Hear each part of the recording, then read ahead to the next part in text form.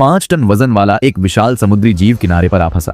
जैसे ही उसने एक सील को पकड़ने की कोशिश की, उसका भारी शरीर रेत में धंस गया और तेज धूप उसकी त्वचा को झुलसाने लगी।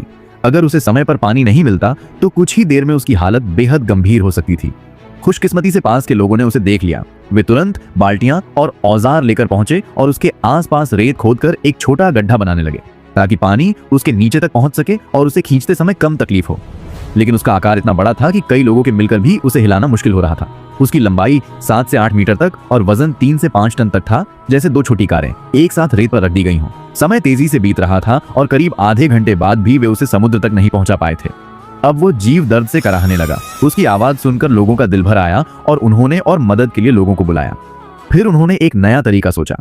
पहले उसके शरीर को पलटकर पानी की उछाल का सहारा लिया जाए, क्योंकि ऐसे बड़े समुद्री जीव जब किनारे पर फंस जाते हैं तो पानी का सहारा खत्म हो जाता है और उनका भारी वजन उनके अंदरूनी अंगों पर दबाव डालने लगता है। उनका शरीर पानी के लिए बना होता है, इसलिए जमीन पर वे ठीक से सांस भी नहीं ले पाते। ऊपर से तेज गर्मी उनकी त्वचा को सुखाकर और ज्यादा नुकसान पहुंचाती है।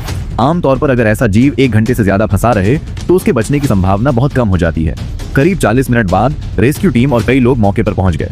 उन्होंने मिलकर पहले उस जीव को सही दिशा में घुमाया और फिर धीरे धीरे उसे समुद्र की ओर धकेलना शुरू किया। आखिरकार सभी की मेहनत रंग लाई और वो विशाल जीव वापस समुद्र में पहुंच गया, लेकिन उसे तुरंत छोड़ नहीं दिया गया, क्योंकि ऐसे हालात में वो दिशा भूल सकता है या दोबारा किनारे पर आ सकता है। रेस्क्यू टीम ने उसकी जांच की और जब वह पूरी तरह संभल गया तब उसे सुरक्षित रूप से समुद्र में छोड़ दिया गया। ये घटना हमें सिखाती है कि समुद्री जीव चाहे कितने भी ताकतवर दिखें, लेकिन अपने प्राकृतिक वातावरण के बिना वे बेहद कमजोर हो जाते हैं। प्रकृति से सिर्फ लेना ही नहीं बल्कि उसकी रक्षा करना भी हमारी जिम्मेदारी